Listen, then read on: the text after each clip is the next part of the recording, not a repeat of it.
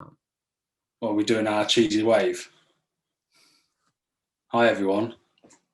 Right, how's it going?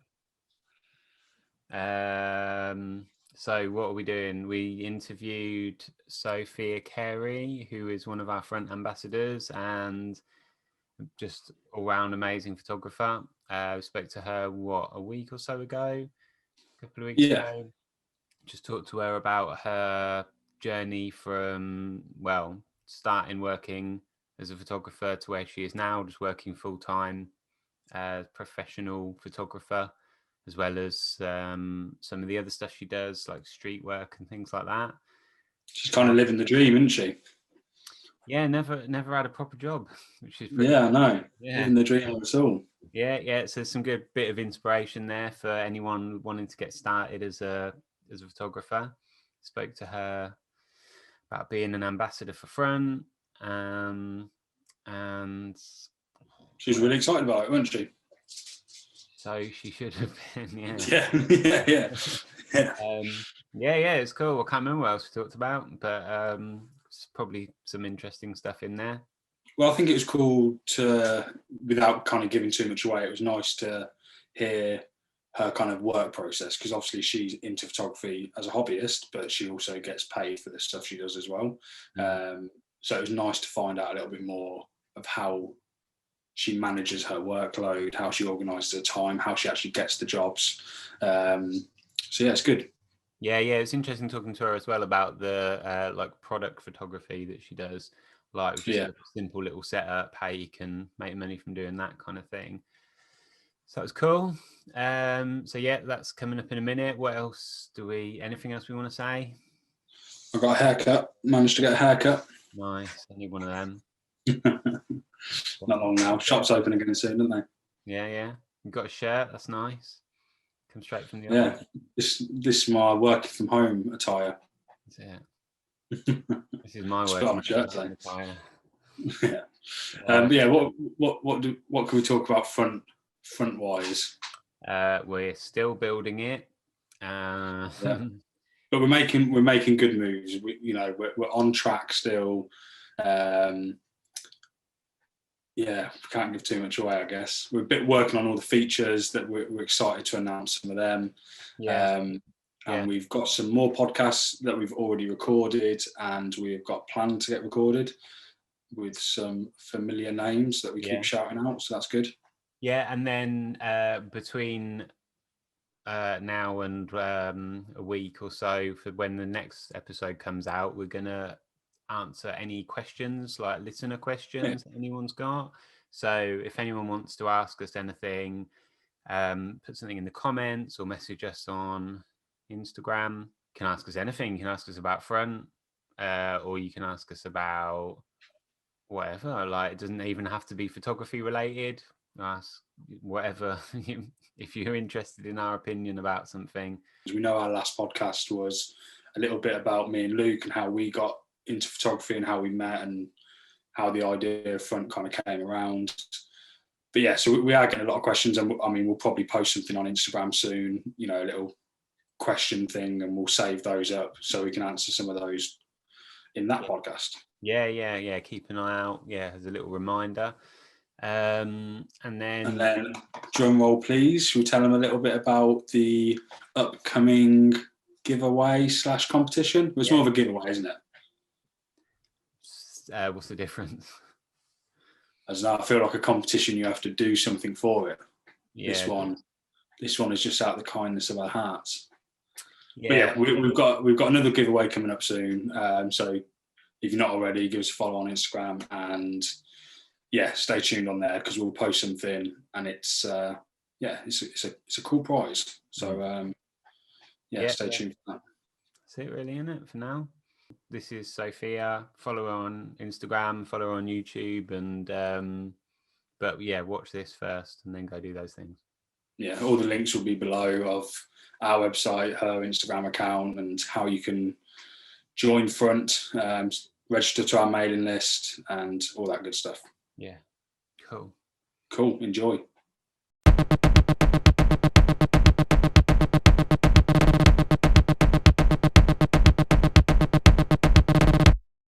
So the first thing I was going to ask you is, how much does it annoy you if someone calls you Sophie rather than Sophia? Okay, I don't know if it annoys me anymore because I'm just so used to it that like if I'm in a room and someone says Sophie, I know they're talking to me. Yeah. So yeah, like all through uni and stuff like that, if someone said Sophie, everyone in the room knew that it was me, so I just answer. Like, I'm just I felt so bad when I called you Sophie at the start, and I was like, no, it's not. But to the point where I was like, was that an autocorrect, or did I intentionally say that? And then I realised, but I'm glad you still spoke to us after that. No, I really don't mind. I don't mind. I think it's very easy to like autocorrect someone's name, and it's also really easy to just misread it. So I'm not too fast. It's good. You're still in my good books. Yeah, you put all the excuses in place for there. But yeah, I mean, tell us a little bit about how you got into photography then. Like, so where it started, how the interest started, or photography for me is like a really difficult one to kind of pinpoint where exactly it started. I'd always been really interested in photography and kind of films, and I always liked kind of visual arts. I studied graphic design at college and at uni, so that was kind of my educational background. At college I studied media studies, I studied graphic design, and I studied business. And during that kind of time, I bought a camera to kind of support my design work. I didn't want to buy all of like the stock images and stuff like that. So I thought I'll go out and take photos of doors and use them in my work and stuff like that. So that's what I did. I bought a camera, started using it like that. And then I started to go to like hip hop and grime events and like stuff like that around where I lived, and shoot behind the scenes and live music. And yeah, it kind of went from there. Then I went to uni to study graphic design, which is why I moved to Manchester. And because I'd moved to Manchester, I left my job. So then I was just supporting myself through photography, and it became, a career rather than a hobby. I know you're in Manchester now, but where is it you're from before then? Yeah, I'm from South London, so I'm from just outside of Croydon. Yeah, so I live in Manchester. I'm not at uni anymore, but I just stayed here because it's a lot cheaper. Because I know that you go to London quite a lot, don't you, to shoot? Yeah, so I'm actually going tomorrow. I'm back down tomorrow. I go back. My family still live there, so I go back a couple times a month. You did a load of like shooting gigs and club nights and stuff like that. Do you still? Well, obviously not at the moment, but do you still do that in theory? And will you go back to doing that?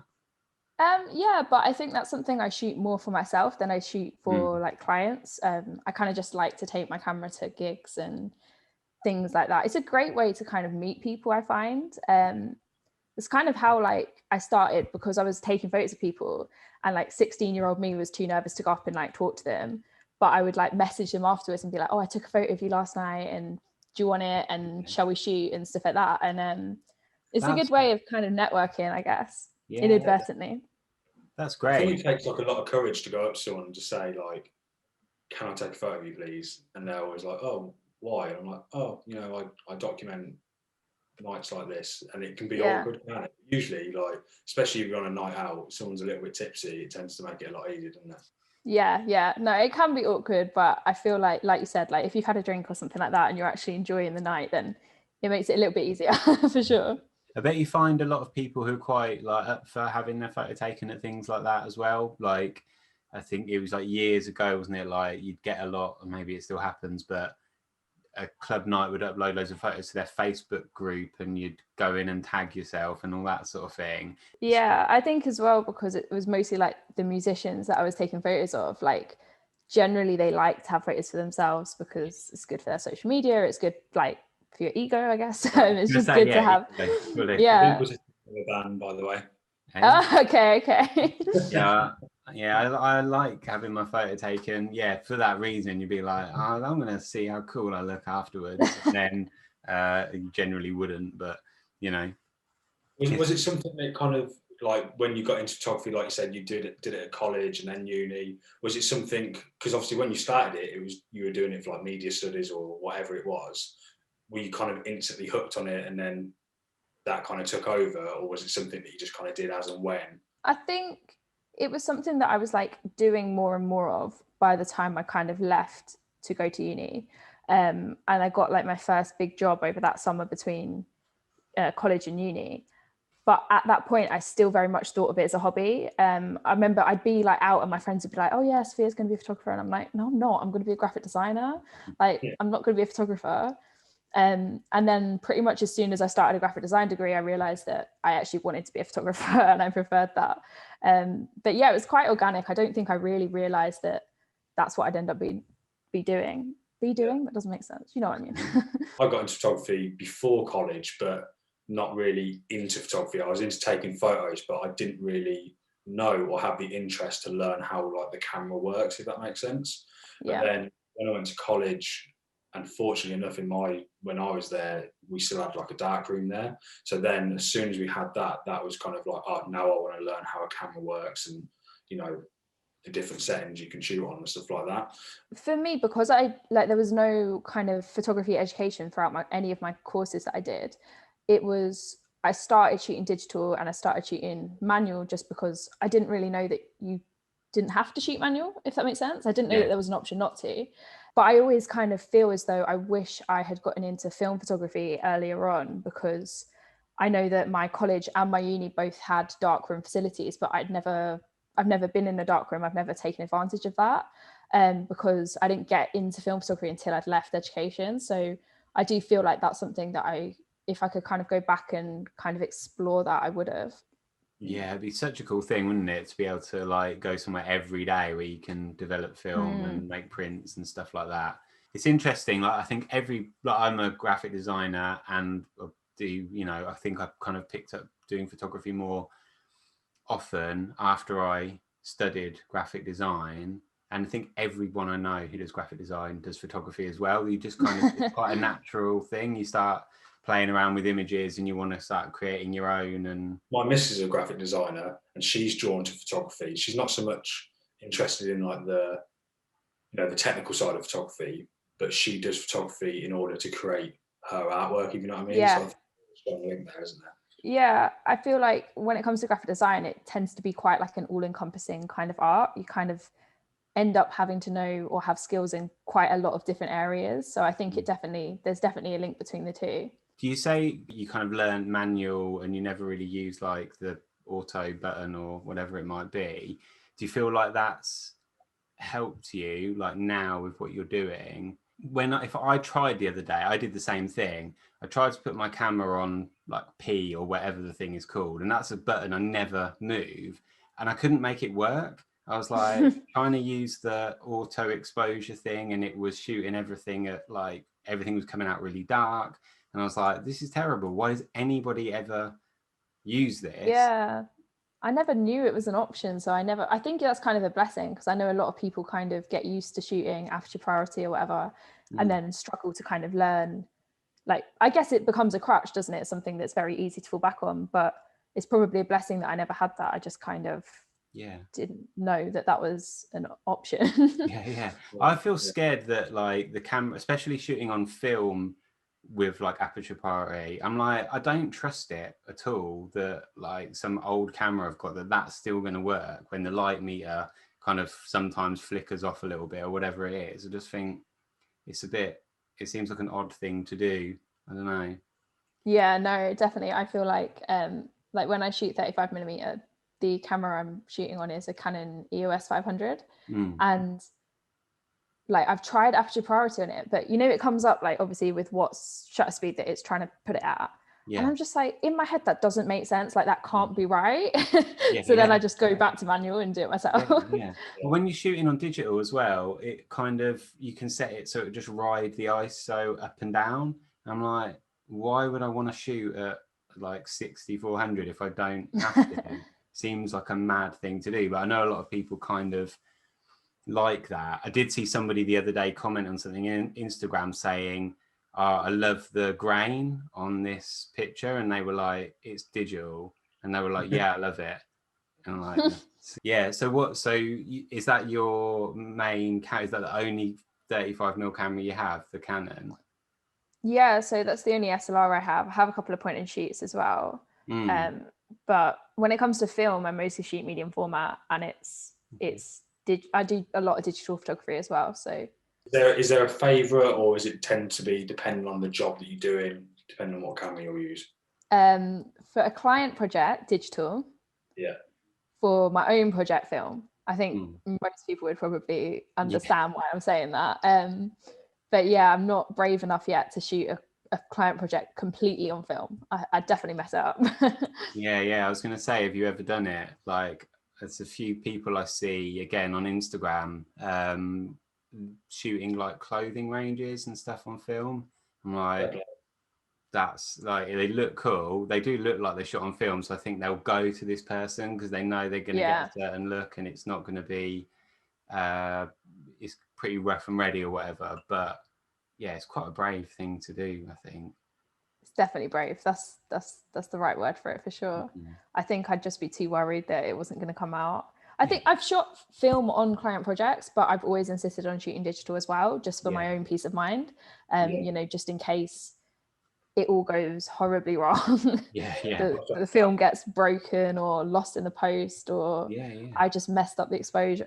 There's too much to go wrong to rely on it. Wedding. I've shot a wedding before, and it was like, and I'd never do it again. Well, I've shot, to be fair, I did one years and years ago for a family friend, and then I shot a wedding a couple of years ago, and it was the most nerve-wracking thing. So people that do that, fair play. It's just a long day, and you just, and I'm shooting, obviously I was shooting digital, but it's so, even when you get the photos back home, like, I hope they're exposed right. I hope I can edit them enough for them to touch what it was all right. Weddings are definitely scary. I've been doing weddings since I was 17, so it's been like a few years for me doing weddings, and I think I just kind of was thrown like right in at the deep end. Like, I'd never assisted anyone on it or anything like that, and I just kind of did it. And I was working for like this agency that was like recruiting like student photographers and stuff, and they paid me like £100 for a full day wedding, and I was like, £100 for a day, and now I'm like, oh, I can't believe I did that. But you live and you learn. Yeah, I've done the same thing, not with photography, but with like doing graphic design. Someone contacted me, it was like, oh, we can give you like, what's your day rate? I was like, yeah, we can get work for you. And then every job they'd send in, they'd halve my day rate and be like, sorry, the client can't afford it. And because it was quite early on in doing it, I was like, yeah, all right, I'll just do it. It's still, you know, money, isn't it? And then now look back, I'm like, the next 2 weeks, but I'll do it. Yeah. And you'd be like really, really working for it as well, way more than probably what I do now. And it's like, I can't believe I did that. You just like, you're such a mug. There must be so many companies out there that do that sort of thing. Yeah, but I suppose you got to go through it, right? Yeah, definitely. And I guess for me, like, I don't think I probably would have had the confidence to go into it on my own, maybe. Like, they dealt with all the client contracts and stuff like that. So for me, that was like, you know, when I was getting my foot in the door, that was something that I didn't have to deal with, which was, I guess, kind of good. Whether it was worth the money that I would have made, I don't know. But it was, you know, things happen for a reason. From an early age, or from the beginning of your photography career, you're already gaining not only like great exposure, but great experience through the different work that you're doing. And I bet that's something that you can appreciate now further down the line in your career, especially understanding how business works and how companies operate. Yeah, definitely. Like I said about weddings, I think that I would have always been too worried or too scared if I'd left it later on to kind of get into it. But because I kind of started doing it, not really knowing what I was getting into, you know, being scared about it kind of didn't faze me as much. So yeah, that's kind of a blessing, isn't it? That I just went into it kind of blind and did it, and then got used to it before I could kind of build up that fear. Yeah. Falling at the deep end is sometimes the best, I guess. Just nerve-wracking. But yeah, so going back to when you was like college, uni, so that was in Manchester, and then you stayed in Manchester. So what came after uni then? Did you get a job, or was it straight into photography? So I graduated last March.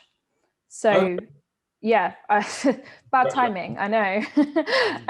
So I went full-time straight away. That was always my plan. My intention was always to go straight into photography full-time, because when I moved to Manchester, obviously I left my job at home and was just doing photography to support myself through uni, and my student loan didn't cover my rent or anything, so it was kind of like a need to do it rather than a want, I guess. Yeah. But also I had a student loan, which made it easier for me to kind of almost like gradually get into the industry. And like, you know, even if that is a couple £100 I've got a month to save on my rent, it's a couple £100 that I don't have now. So it was kind of a nice way to kind of get into it. And then when I finished uni, I was able to just go full-time straight away. Although obviously, because we were in the beginning of a pandemic, I did worry and I did think about getting another job, but I managed to not so far, touch wood. So how did that work, that you were working, doing stuff through the pandemic, or did you find it easy to get work still? Or this time last year, obviously when we were in the first lockdown, that was really difficult because as a photographer, obviously I was allowed to work from home, but there's not much that you can do from home. So I started doing a lot more product photography. I had a couple of clients already who I was doing product photography for, and I had some clients that I was going to be doing like fashion campaigns for and stuff like that. And we basically just redesigned what I was doing, and rather than doing lifestyle content and stuff with models, I just got my clients to send me the products, and I started doing product photography. And I also started taking my YouTube a little bit more seriously during that time. And I was kind of lucky because I'd been working so much leading up to the pandemic, like stupid amount, that I had savings to fall back on. So it wasn't like a proper, like, obviously I was stressed because I was thinking these savings are only going to last so long, and I don't really want to go in them because they're my savings. But at the same time, it was a blessing that I had kind of worked so much beforehand and able to save that money. And then by June, I think things were kind of opening up again, and like work was coming back, weddings were coming back, stuff like that. So, and since then it's been, you know, not as busy as it was, but busy enough to kind of keep afloat. Yeah, and I'm guessing you enjoy doing the studio shoots just as much as doing your own personal projects as well, because you document them, right? You document the work you do as well as your personal projects. Yeah. No, I do try to document like as much as I can. Obviously some clients don't want that to be documented, which is cool, which is why I do document some of my personal stuff as well.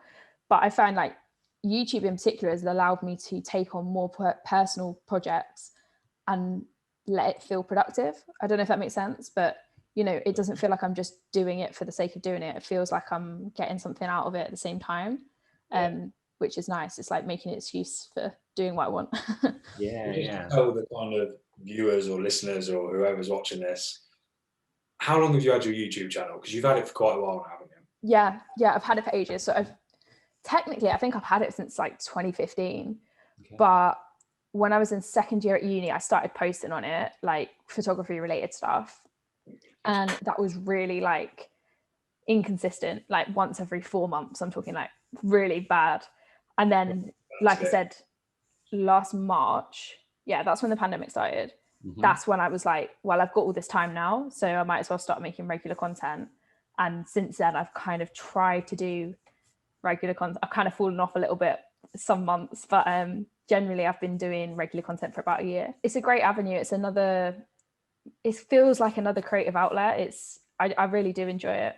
People don't appreciate how hard it is to put a video together, right? So they think, that's cool, but really no one will appreciate it more than you do when you broke it down, you've sat there for hours putting it all together. That's not even mentioning the photography that's going on within it. But I just wondered if it's something that you can use as a portfolio when you're talking to someone. So I have like actual videos that like client videos I have on my YouTube, but they're set to like unlisted, so then I can list them on my website. But that's like, because it's not really content that I share, I don't want to kind of like put it out and people be like, what's she doing? Why is she posting this? But I've actually, it's kind of a segue, but I actually have managed to get jobs from my YouTube, which is something that I never kind of intended would happen. But I've had like, not many, but probably about 5 or 6 people who have found me on YouTube by searching like, you know, press photographer, music photographer or something, and then hired me off of the back of that, which is something that I definitely didn't anticipate when I first started it. Like doing those product shots and like having to do, were you already doing them at home anyway, like product photography, or did it really kind of start off because of the pandemic?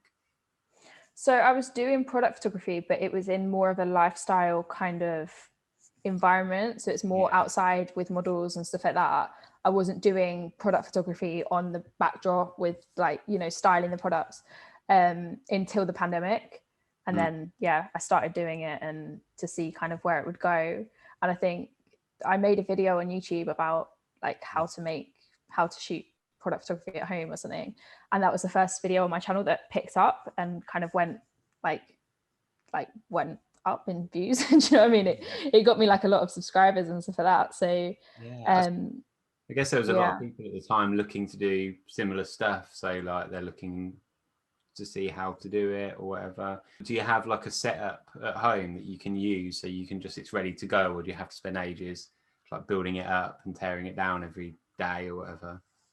Yeah, so it's a really simple setup actually. So I just have it's like kind of like plasticky sheets that are like my backdrops rather than paper backdrops. Yeah. And they're like, I don't know how big they are, probably like A3-ish, maybe a bit bigger. Yeah. And I just like put that down, and then I've got lights and I've got a speed light. Generally, I just use a speed light because it does kind of the job. But I do have like continuous lighting if I need it. But that's a bit of a pain to set up every time. But yeah. That's so obviously you do like a lot of portrait photography as well. But is that all? Well, obviously you do portrait work because you're now known for doing portrait work, amongst other things, of course. But when you do the portrait stuff, is that usually for a project that you're working on, for say like a video on your YouTube channel, or is that sometime come from client work and you've met people through there that you're then working with? So I mean, I sometimes see that you post on Instagram like, oh, I'm free next Wednesday, is anyone available to shoot, that kind of thing. But I didn't know how it kind of worked together. Yeah, so it's kind of a little bit of a mix. Sometimes I do portrait sessions for YouTube or for a personal project or something. But generally speaking, my portrait sessions are all client work. So they're like portfolio updates or press shots. That's probably like I'd say like 85% of what I do is portfolio updates for models and press shots for musicians, which is all portraiture. And I guess sometimes people don't know which is kind of cool. Like you don't know if it's a portfolio update or if it's a musician press shot, but yeah, so most of my portraiture is actually client work. Yeah, cool. You feel somewhat like pressure doing that, because I'd be scared of taking portraits all day. Oh no, I love it. I really love it. My shooting style is quite candid. I kind of just talk a lot, and we might have a walk around and we'll stop if we see something that looks nice. It's really like relaxed. So I really enjoy it. It's definitely my favorite part of my job. Oh, awesome. Cool. I suppose that's quite nice for the people that you're shooting as well, because I'm guessing that's not always what it's like for them. They're not always just walking around having a chat, taking a photo. They may be like going to a studio and doing it, or where it's a bit more pressurized. Yeah, I think because I did start like shooting with people I knew and like musicians and stuff that I'd kind of built a rapport with, that has just kind of process and that approach to portrait photography has just moved with me as my career goes on. And I've never really thought about not doing it like that. I don't know, like I'm not sure how other people do it, but that's just me. Have you got any massive names that you want to drop of like musicians that you've worked with? Manchester bands. Oh, you're putting me on the spot there. I don't know how like good your like grime knowledge is. Yeah. Is it good? I don't know. We'll find out. Okay. So do you know Flowdan or Manga Saint Hilaire? They were in Roll Deep with Wiley and all that. Oh yeah. Do you know what? There's a song that Roll Deep did a remix of, and I cannot find it anywhere. And it must have been like a B-side or something that I sketchily downloaded when I was at college. But Roll Deep did a cover of, or they used the track of a Kylie Minogue song. Right. I'll be so impressed, because I've literally searched for it. Every now and then I'll think about it, or I'll listen to Roll Deep, because I used to be, when I was at college, I used to be really into like Roll Deep and Kano. Yeah. His Home Sweet Home album came out, and I was so into it, and then like followed other people through that. But yeah, this one song, it was a Kylie Minogue, whatever it was, with Roll Deep spitting over it sort of thing, and I literally cannot find it anywhere. I haven't listened to it since college. I will find it. I'll make that my mission.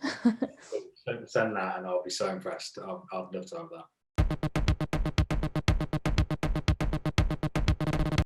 You'll know what they are, and I think you'll have an opinion. Okay. The first one is Cinestill. Underrated. I love Cinestill. Why? Not saying like I don't agree, but like what is it that you love about Cinestill? I just think it's a sick film, isn't it? It's cool. I like Sinister 800. I really like the halations. I know it's overused and you've got like those, everyone takes a picture of a petrol station. I've done it, but I just think it looks good. I shot some photos up at Old Trafford with Sinister 800 and I just love how it came out. And I've got a roll of Sinister 50D that I haven't shot yet. But the work that I've seen from other people, especially like street photographers and stuff using it, I think I'm going to like it a lot. Yeah, I've got a roll of that. In your Wonderbox, Man, I Love Wonderland. Yeah, it's still in the fridge. I'm just waiting for a decent day to go and shoot it. So the next one is just in general Leica. Leica. Underrated. Well, I don't know because I've not used one, but I would love to use one. So in that sense, I don't know. I don't think it's underrated because everyone knows that it's good. But I don't know. I have to be in the middle for that one. I can't because I haven't used it. So I'd be the same. I've never shot a Leica, but it appeals to me because I'm like, I want to be the guy walking around with a Leica around his. Exactly. So the last one, underrated or overrated, is double exposures. Overrated. I think that people who can pull off good double exposures are underrated because I think that's a proper good skill. But I think just generally, I'm not sure if I like them that much. Yeah, I did one the other day that was like, that's what I was planning to do. That's great. But I would also like to see that those two parts of the photo now. And so you kind of lose out a little bit. But when they're done well. Did you ever double expose using the RB67? Oh yeah, I've triple exposed. I've done it all. I think I've shot 4 rolls now, and I've not done it yet. But I think it's because, when you buy, like, obviously you're investing in something that isn't cheap, and you want to make sure it's right for you. Ever since I've researched the camera, it's been the one thing to don't do it, or unless you want to do it. In fact, I haven't even tried it yet. I might try it, but I'm so paranoid about double exposing that I haven't done it yet, if you know what I mean? Because it's the first thing I think of as soon as I fire both. I'm doing both the triggers. But no, I feel like it's a rite of passage. I feel like everyone has to at some point, like accidentally do it. I thought I did it, but when we all use Take It Easy Lab. But when I got the film back from them, it was all right. I am working on a project at the moment. I started a project at the end of 2019 called Homage, and it was a homage to Croydon, the people of Croydon, the place, and it was a photo project, a video project, and I was doing it for my dissertation. And it was meant to be a 12-part series, and I got 6 of them done, and the other 6 was meant to be filmed the first week of April last year. But I was in Manchester, so I couldn't get there to film it and finish it. So because it was my dissertation, I had to put out the 6 that I had already filmed, because otherwise I would have nothing to be marked on. So that's all on my channel. The first 6 are all out on my channel. But over the last year, I guess, I've been trying to film the last 6. So I've got 3 done, and I've got 3 more to do. And after that, that's going to be like the first season as such. And my initial plan was to create a photo book with everything in it, and then hold an event where I'd have a lot of the people that are featured in the project even are musicians. So I wanted to get some of them to perform at the event. And have you guys been to Box Park or anything like that? Yeah, so that's where I was looking to do it, in the Box Park in Croydon. And I wanted, because it's a video project as well, I wanted to project it all onto into Box Park, into the bar and stuff like that, and have her performing and have this photo book. So that's definitely still something I want to do. It's just going to be timelines at the moment because of COVID, and when the world's able to open up and I'm able to do that, then that's something that I want to be doing again. That's exciting though, to have a project like that, especially of that kind of scale as well, to be working on. I guess I was going to ask, do you sometimes feel overwhelmed with the work that you've got to do? Do you ever just feel like, oh, I'm done with work now, I just want to go home and watch Friends or something? Do you know what I mean? Or is it like, well, no, I've finished work now, it's only 2:00 in the afternoon, shall I go out and work on something I'm working on? Yeah, I think it is difficult. I think if you ask any creative, like trying to find that balance between like life and work when your work is your life is very difficult, because whilst I enjoy my job, it can get kind of monotonous, and it can get I think with anything, it can get like the pressures of dealing with clients and the client admin and all that stuff you don't really want to be dealing with can kind of weigh you down a bit. But, you know, I was speaking to someone about this today, actually, and I said, it's hard for me to complain because I do a job that I love, and most people don't have that, you know, that privilege anyway.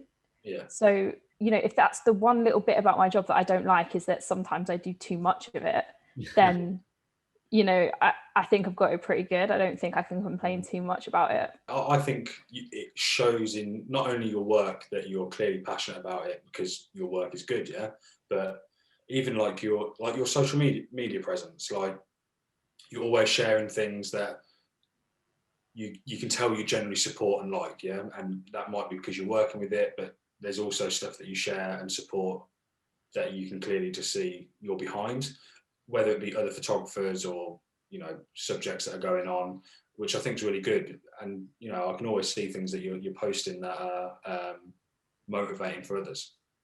Yeah, I think it is strange because I think working in the creative industry is probably one of the only industries where your work and your hobby and your friendship groups and everything you do is so all encompassed by the same thing.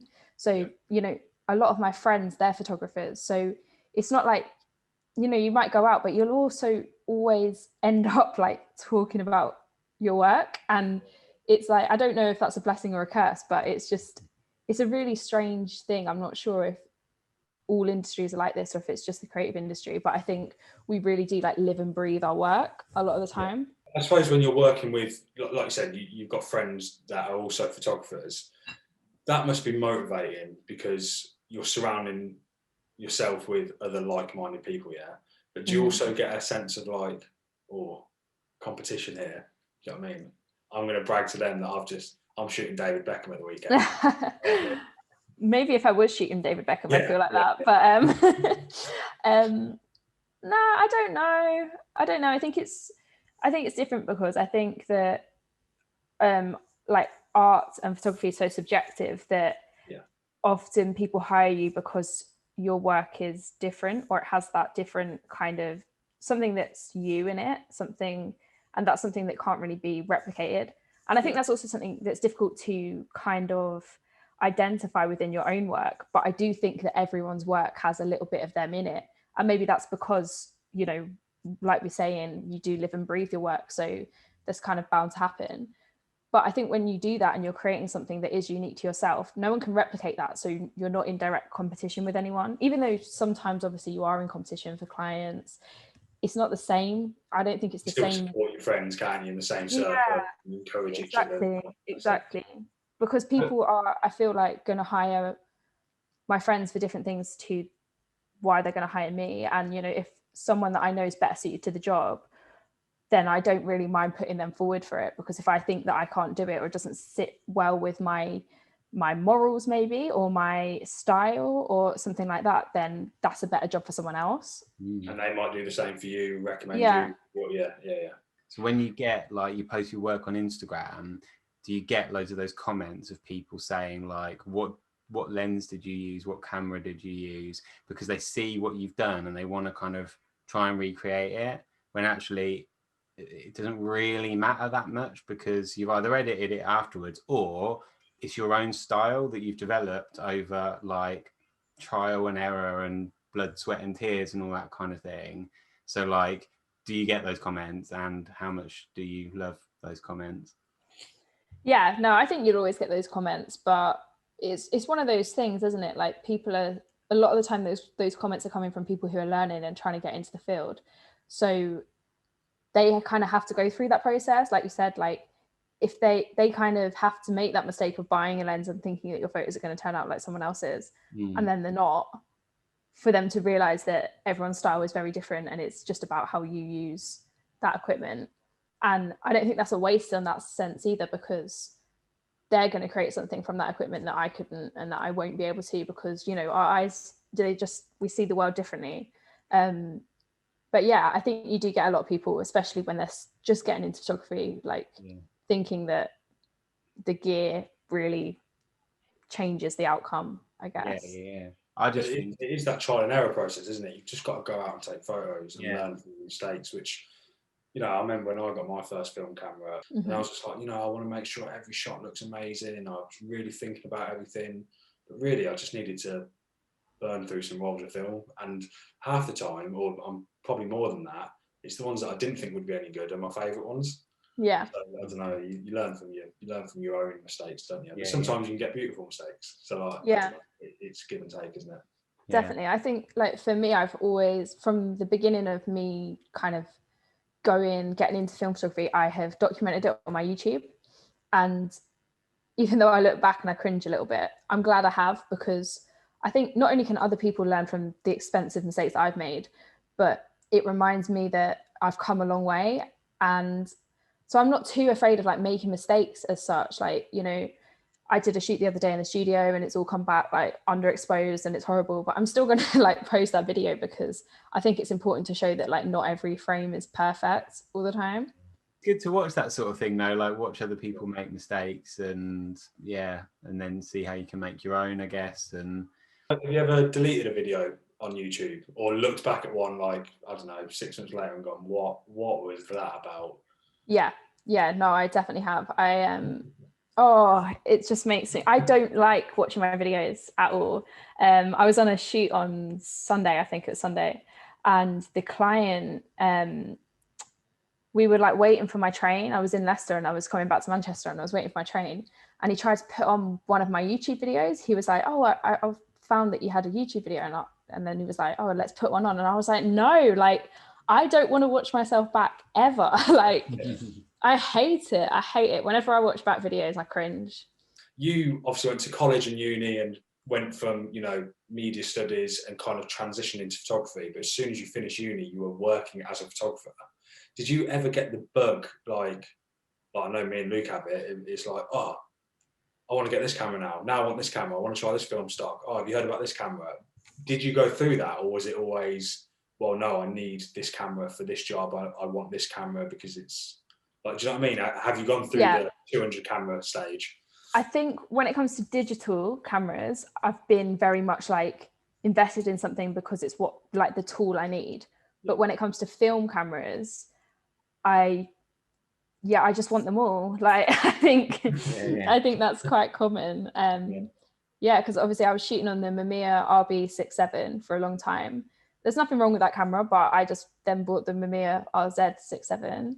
And like, I can see myself buying a Pentax 6.7. I can just see it all. Like, do you know what I mean? It's going to happen. My bank balance is going to cry, but so that was me. Yeah. So you're one of the reasons why I bought the RB 6.7. I've literally shot 3 or 4 rolls on it so far. It was between that and a Pentax 6.7. Yeah. But I don't know. I was going to get a 6.45 camera, but it appeals to me. So I thought, even though it's a little bit out of my depth, maybe, I've still gone ahead and bought the RB, just because for me it was attractive, because I liked the fact it was fully manual. I didn't have to rely on anything. I wanted to be kind of thrown in the deep end, like we said earlier. And I just wanted to go out and test it out and see what comes back. But yeah, it's going well. But yeah, there's still a part of me that goes, oh, now I want the RZ, right? Yeah. For me, that's kind of how I felt about the RB, and still do. I think it's a beautiful camera, and the fact that it's fully manual.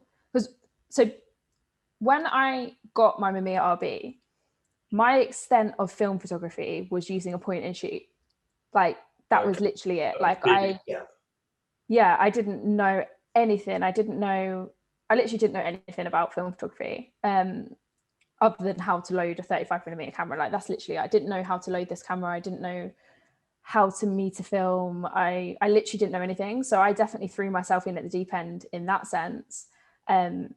But I'm glad I did, because I do think that when you do that, you end up learning a lot quicker and probably a lot more in depth, even though it's very expensive. Like, you'll know in film, like, to make mistakes, it's so expensive. And to do that kind of trial and error kind of learning technique it's painful, but I definitely think that it pays off in the long run.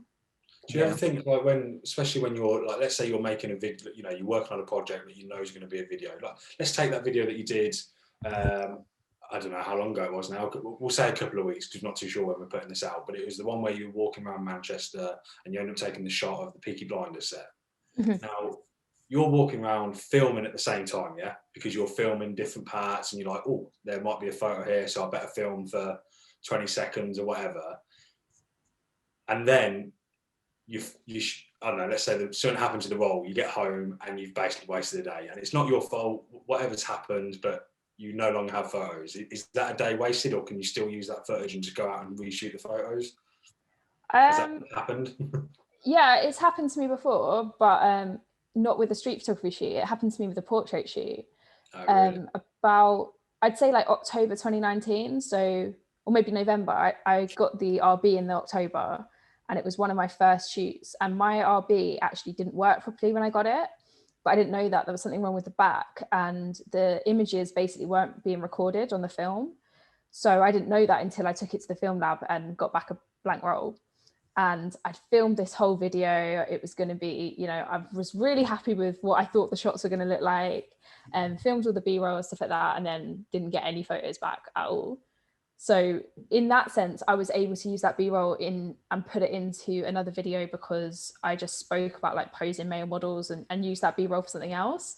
But yeah, it's a bit gut-wrenching when you paid the money and nothing comes back. That's what, you know, if it just was that, you know, my SD card broke or something and I was shooting digital and I didn't get the photos back, then it's not, you know, a massive issue. It's upsetting, but it's not a massive. But when you've paid that money, it does hurt, like break your heart a little bit. You took your breath away then.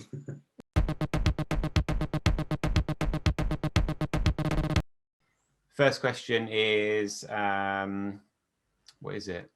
I can't remember. Who's your favourite all-time photographer? Dead or alive? That's a really hard question. I don't know how you can answer that.